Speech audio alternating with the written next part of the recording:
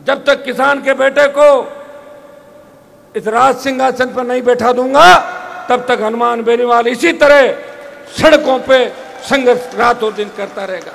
जिस दिन मुझे लगेगा कि मैं हार रहा हूं, मैं थक रहा हूं, मेरे में लड़ने की क्षमता नहीं, उस दिन मैं राजनीति को छोड़ दूंगा, लेकिन आपको धोखा नहीं दूंगा। 20 साल में 5 बार मंत्री बनने का चांस आया, 5 बार मंत्री पद छोड़ा। आरएलपी के 3 में से 2 को मंत्री बनाने को तैयार हैं। जिस दिन लाठीचार्ज हुआ उस दिन भाई बजरंग को छुड़ाने अगर थाने के अंदर कोई गया उसको छुड़ा के लाया, वो भी नागौर का सांसद था। आज हमारा हल्ला बोल और जन हुंकार जो रैली है, ये लगातार चौथी रैली है। 17 को टोंक में रैली है, 20 को भीलवाड़ा के अंदर है, 22 को नौर के अंदर है, 24 को दोरीमना और 26 को गड़साना के अंदर जन हुंकार के माध्यम से, बजरी माफिया के खिलाफ हल्ला बोल के माध्यम से मैं प्रदेश के किसानों और जवानों को, जिनके आशीर्वाद से नई पार्टी के गठन का अगर सौभाग्य किसी को मिला, अगर किसी किसान के बेटे ने नई पार्टी बना के देश के अंदर संदेश दिया, जिस किसान के बेटे की पार्टी इन किसानों के खून पसीने की कमाई, इनके आशीर्वाद और नौजवानों के लंबे संघर्ष के बाद आज से 4.5 साल पहले जयपुर के अंदर बनी थी राष्ट्रीय लोकतांत्रिक पार्टी। भाइयों, ये देश की सबसे नई पार्टी है। मैं आपको बताना चाहता हूं, मैंने जब पार्टी का गठन किया 57 उम्मीदवार लड़ाए।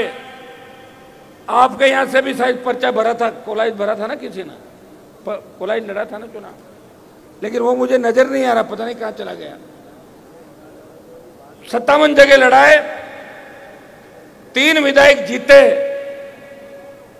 3 विधायकों में से 2 शेड्यूल कास्ट के विधायक लेके अगर राजस्थान की विधानसभा के अंदर कोई गया, वो आरएलपी का सांसद और विधायक हनुमान बेनीवाल था। बहुजन समाज पार्टी के 6 विधायक जीते थे, उनमें शेड्यूल कास्ट का एक भी विधायक नहीं जीता। सिर्फ शेड्यूल कास्ट का वोट लेने के लिए लोगों ने बसपा का टिकट लिया और पूरी बसपा पार्टी कांग्रेस के अंदर शामिल हो गई। ये आपने देखा था। अगर राजनीतिक भ्रष्टाचार हुआ वो गहलोत के इस कार्यकाल के अंदर हुआ, जहां पूरी बसपा पार्टी को खरीद के कांग्रेस ने उसका विलय कर लिया। भाइयों, लोकदल की एक सीट आई, वो भी छोड़ गए आपको। बीटीपी सत्ता में शामिल हो गई। कम्युनिस्ट पार्टी 2 विधायक थे, सत्ता का आनंद ले रहे।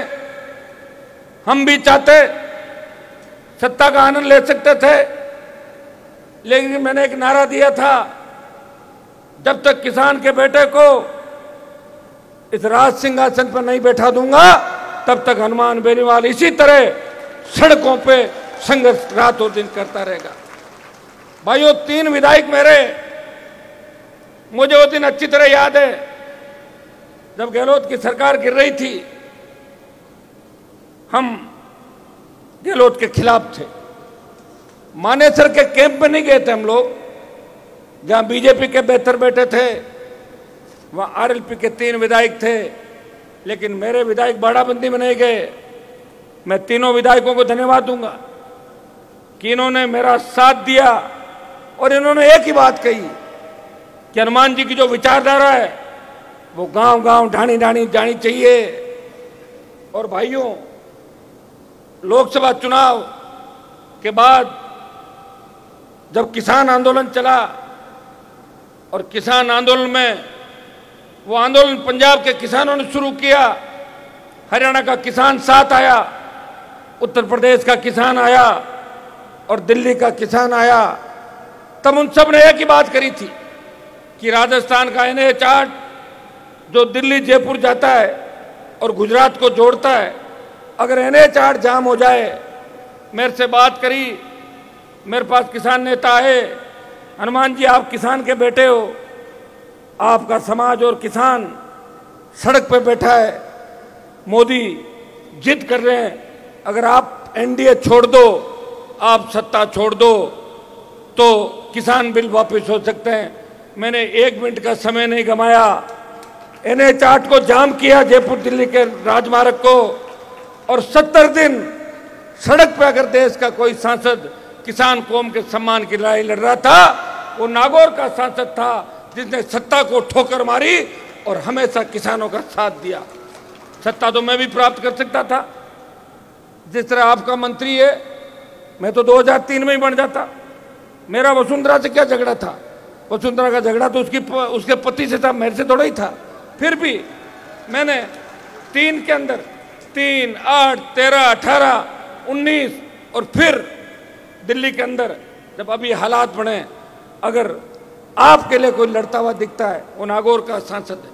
किसान बिलों के बाद जब अग्निपथ योजना दिल्ली की सरकार लेके आई और सेना को ठेके पे दे दिया, तब झंडे के साथ अगर देश में कोई नेता आगे आया, लोकसभा के अंदर अग्निपथ का विरोध अगर किसी सांसद ने किया और लोकसभा के बाहर जोधपुर में 2 लाख जवानों की रैली करके मोदी को चेतावनी दी, वो नागौर का सांसद था जिसने कहा कि सेना के सम्मान को ठेस नहीं लगने देंगे, मेरे छोटे भाइयों को अग्निपथ वापस करवा के छोटे भाइयों को पूर्व की भांति सेना के अंदर दाखिला मिलना चाहिए।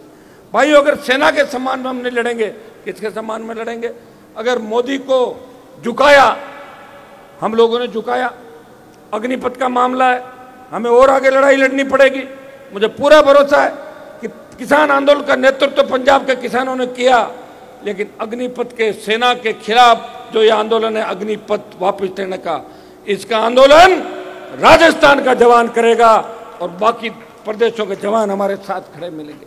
अभी दिल्ली के अंदर हमारी पहलवान बेटियां, जिनके साथ किस तरह का व्यवहार हुआ, और एक व्यक्ति जो बाहुबली है उसके आगे प्रधानमंत्री नतमस्तक हो गए, पहलवानों पर लाठीचार्ज किया, नई लोकसभा बनी। मैंने कहा मैं नई लोकसभा के अंदर नहीं जाऊंगा जब तक इन बच्चों को न्याय नहीं मिलेगा, मैं इस कार्यक्रम का बहिष्कार करता हूं। ये आपने देखा होगा भाइयों, जंतर मंतर पे जब पहलवान बेटियां न्याय के लिए बैठी हुई थी, अगर देश का पहला MP जाके उनके साथ खड़ा हुआ तो नागौर का सांसद था, हमारी हरियाणा, यूपी और दिल्ली के बच्चों के लिए वहां जाके खड़ा हुआ। जिस दिन लाठीचार्ज हुआ उस दिन भाई बजरंग को छुड़ाने अगर थाने के अंदर कोई गया, उसको छुड़ा के लाया, वो भी नागौर का सांसद था।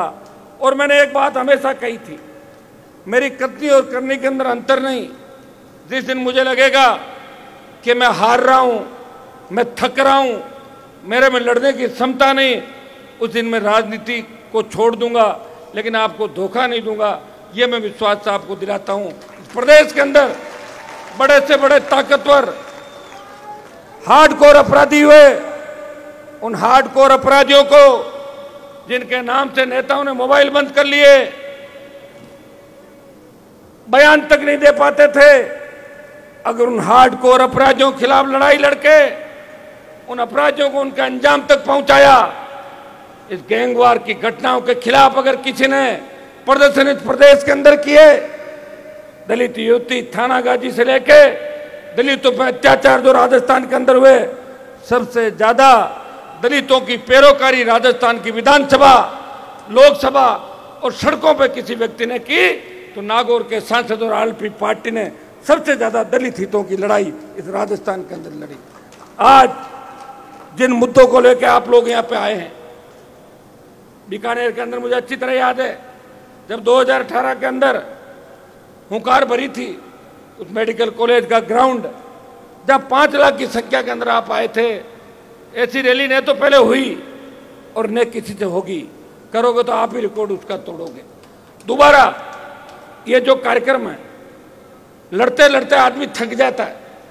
मेरे पे ईश्वर की कृपा है, वीर तेजाजी महाराज की कृपा है, रामसा पीर की कृपा है मेरे ऊपर। मैं लड़ाई लड़ रहा हूं आपके बीच। 3 से लेके जो 23 आया, 20 साल में 5 बार मंत्री बनने का चांस आया। 5 बार मंत्री पद छोड़ा और अब की बार तो सरकार ने कहा हनुमान जी आप हमारी मदद कर दो, आरएलपी के 3 में से 2 को मंत्री बनाने को तैयार हैं। फिर भी हनुमान बेनीवाल ने सिद्धांतों से समझौता नहीं किया। मुझे पता था कि अगर मैं ऐसा काम कर दूंगा तो लड़ाई मैंने 25 साल लड़ी, उसका अंत क्या होगा। लोग फिर कहेंगे कि हनुमान भी वहीं चला गया जहां दूसरे लोग बामन से लेकर लगातार जा रहे हैं।